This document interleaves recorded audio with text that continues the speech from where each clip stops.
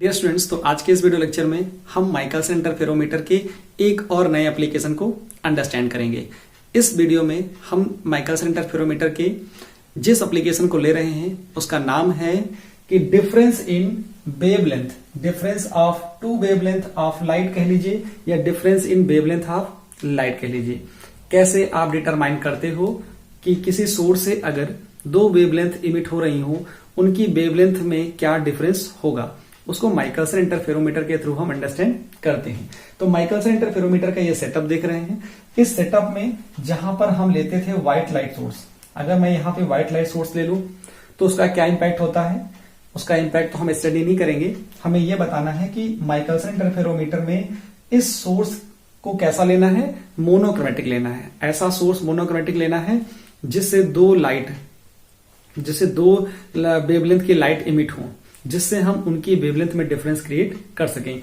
इसके लिए हमारे पास सोडियम लैंप बेस्ट एग्जांपल होता है, जिसकी वेवलेंथ होती है 5890 एंगस्ट्रॉम और 5893 एंगस्ट्रॉम। तो दोनों के बीच में डिफरेंस कितना आ जाएगा, λ1 माइनस λ2 इक्वल टू 3 एंगस्ट्रॉम आ जाता है।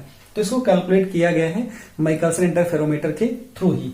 तो हमें क्या करना है, हमें कैलकुलेट करना है इसको एक न्यूमेरिकली। ये तो हमने थ्योरेटिकली कर लिया है, अब इसके लिए एक न्यूमेरिकल सेटअप तैयार करना है कि कोई फॉर्मूला मिल जाए जिसके थ्रू हम डिफरेंस निकाल पाए, और वो एग्जैक्टली डिफरेंस 3 एंगस्ट्रॉम आना चाहिए जब λ1 λ2 मालूम हो। तो क्या करना है मुझे, उसके लिए लेना है एक सोर्स ऑफ लाइट जिसके पास दो वेवलेंथ होगी λ1 λ2 which are very close to each other. उसके लिए सोडियम लैंप बेस्ट एग्जांपल है, और जो यहां पे लिखा डाटा मैंने वही यहां पर लिख दिया है। अब माइकलसन इंटरफेरोमीटर को कैसा सेट करना है, ऐसा सेट करना है कि आपको क्या मिले, आपको λ1 की वजह से जो फ्रिंजेस बन रही हो, जो ब्राइट फ्रिंजेस बन रही हो, क्योंकि दो वेवलेंथ हैं तो दो तरह की ब्राइट रिंग्स आपको अपीयर होंगी। अब वो दोनों कब कोइंसाइड करेंगी, कब कोइंसाइड नहीं करेंगी। देखिए, आपको पहले ये काम करना है कि माइकलसन इंटरफेरोमीटर को सेट करना है। कैसे सेट करना, देखिए, in Michelson interferometer mirror M1 is adjusted such that position of bright fringes obtained, ठीक है, इस तरह की position of bright fringes obtain हो जाएं। When bright fringes due to λ1 की वजह से ब्राइट फ्रिंज ये है, λ2 की वजह से ब्राइट फ्रिंज ये है, coincide. When bright fringes due to λ1 and λ2 coincide, मतलब ऐसा सेट करना है कि λ1 λ2 की वजह से ब्राइट फ्रिंजेस बने और वो एक दूसरे में कोइंसाइड हो। जरा कोइंसाइड होने के लिए समझिए, ये फिंगर्स हैं, ये जो आपके पास एक वेवलेंथ λ1 है उसकी वजह से बनने वाली जो फ्रिंजेस हैं उनके ये क्या है, ब्राइट पोजीशंस है। ये ब्राइट पोजीशन, ये ब्राइट पोजीशन, ये ब्राइट पोजीशन, ये λ1 के लिए है और ये λ2 के लिए है। अगर ये दोनों कोइंसाइड कर जाएंगे तो उस कंडीशन पर हम इनकी वेवलेंथ में कोई भी चेंज नहीं देख सकते, मतलब इनकी वेवलेंथ में कोई भी चेंज नहीं होगा, तभी ये कोइंसाइड होंगे। अब हमें स्टडी करना है और ये जानना है कि इनकी वेवलेंथ में क्या डिफरेंस है। तो क्या करना पड़ेगा, दोनों में चेंज आए ना। चेंज आने का मतलब क्या है, ये भी मैक्सिमा है, ये भी मैक्सिमा है, ये भी मैक्सिमा है। बस एक λ1 वेवलेंथ के मैक्सिमाज हैं, एक λ2 वेवलेंथ के मैक्सिमाज हैं। अगर दोनों कोइंसाइड कर रहे हैं तो सिर्फ आपको ब्राइट फ्रिंज मिलेगी, कोई भी चेंज देखने को नहीं मिलेगा। हम क्या चाहते हैं कि चेंज आए। चेंज आने का मतलब क्या हुआ, एक वेवलेंथ का जो मैक्सिमा है इन दोनों मैक्सिमा की पोजीशन के बीच में आ जाए, मतलब मिनिमा पे आ जाए, तब आपको चेंज दिखाई पड़ेगा। देखिए, चेंज दिखाई पड़ रहा।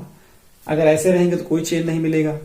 फिर दूसरा चेंज कब मिलेगा, जब ये यहां पे आ जाए, जब यहां पे आ जाए तभी चेंज मिलेगा, ये यहां पे आ जाए तभी चेंज मिलेगा, ठीक है। तो इस तरह से हम क्या देख रहे हैं कि हम ये देख रहे हैं कि जो मैक्सिमा है दो ब्राइट पोजीशन, दो कॉन्जिक्यूटिव ब्राइट पोजीशन के मिनिमा पे आ जाए।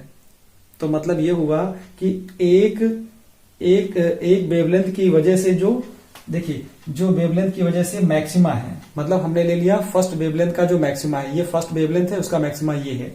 क्या हो जाए, जो सेकेंड वेवलेंथ है उसके मिनिमा पे आ जाए, मतलब n+1 मिनिमा पे आ जाए। मतलब क्या हुआ कि एक ज्यादा पे आए। देखो, ये दोनों है ऐसे मैक्सिमा, ठीक। अब ये मैक्सिमा क्या कर रहा है, दो मैक्सिमा के बीच जो मिनिमा बना उनके बीच में आया, मतलब जब आपको चेंज देखना होगा तो क्या होगा, वो क्या होगा, कोइंसाइड ना करें। मतलब एक पहला चेंज, दूसरा चेंज, तीसरा चेंज यहां मिलेगा।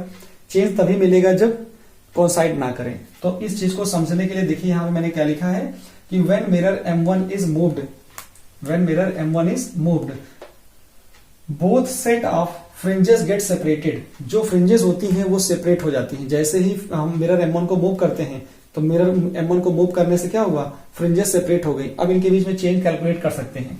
ठीक, this is only possible when nth order of fringes due to λ1। इसकी वजह से जो λ1 फ्रिंज है, इसकी वजह से जो nth ऑर्डर ऑफ फ्रिंजेस होगी, यहां क्या लिखा मैंने, this is only possible when nth order of fringes due to λ1, nth order of fringes due to λ1 coincide with n+1th order of fringes due to λ2। मतलब इसकी nth ऑर्डर की fringe और इसकी n+1th ऑर्डर की फ्रिंज कोइंसाइड करेगी, तभी आपको change देखने को मिलेगा। अगर दोनों का सेम एक दूसरे में ओवरलैप करेंगे तो आपको कोई चेंज नहीं समझ में आएगा और आप λ1 λ2 का डिफरेंस नहीं कैलकुलेट कर पाएंगे।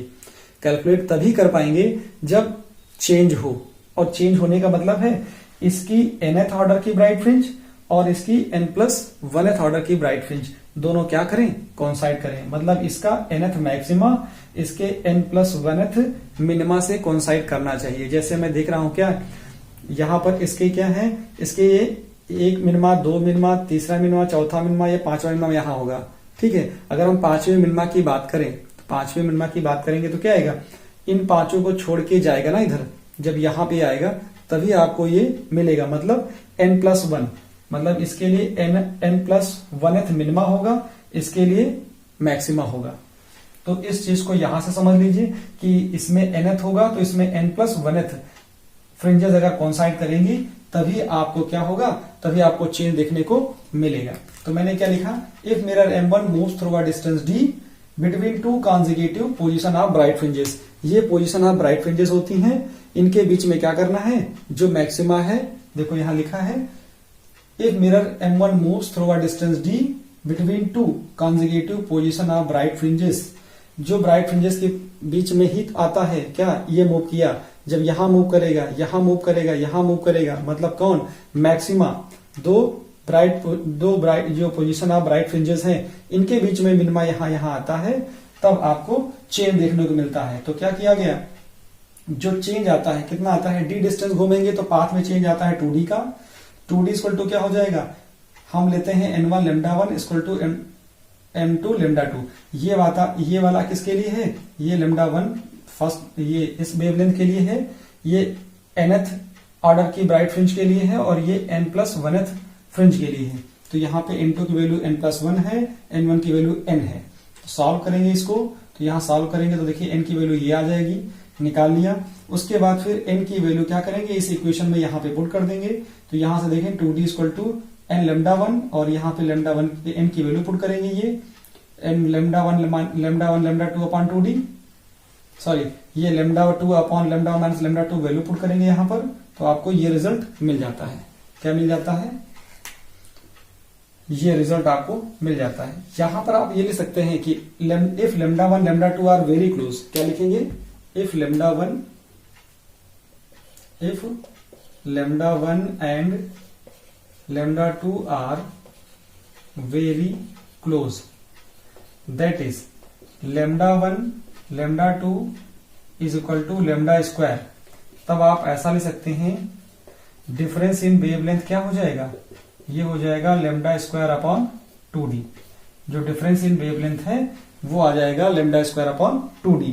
अगर आपको डायरेक्टली एक मीन वैल्यू आप दे दी जाती है, क्या दी जाती है, एक मीन वैल्यू दे दी जाती है, और आपको दे दिया जाता है कि mirror M1 moves through a distance some distance दे दी जाती है, और आपसे पूछते हैं कि डिफरेंस इन वेवलेंथ कितना होगा, तो आप इस फॉर्मूले से भी कर सकते हैं। अगर आपको मीन डिस्टेंस दे दी जाए तो इस फॉर्मूले से कर लेंगे। अगर आपको क्या है, λ1 λ2 मालूम है और मिरर M1 कितनी डिस्टेंस मूव हुआ वो पता है, तो आप डिफरेंस इन वेवलेंथ निकाल सकते हैं with the help of Michelson interferometer. Screen को पॉज करके इसे नोट डाउन कर लीजिए। देखिए फिगर इंपॉर्टेंट नहीं है, फिगर की जरूरत नहीं है, सिर्फ आपको ये थ्योरी लिखनी है और ये समझाना है। समझाना सिर्फ यही है कि जब जब कॉन्साइड करेंगे सिर्फ आपको ब्राइट फ्रिंजेस मिलेंगी, चेंज देखने को नहीं मिलेगा। जब आप मेरा M1 को मूव करेंगे तो आपका ये जो मैक्सिमा होगा किसी एक वेवलेंथ का, किसका होगा, λ1 वेवलेंथ का जो मैक्सिमा होगा वो जब इसके जो सेकेंड वेवलेंथ है उसके मिनिमा के बीच में आएगा, दो मैक्सिमा के बीच मिनिमा में आएगा, तभी आपको चेंज देखने को मिलता है। सिर्फ इस बात के थ्रू ही आप ये समझ पाएंगे। इसको नोट डाउन कर लीजिए।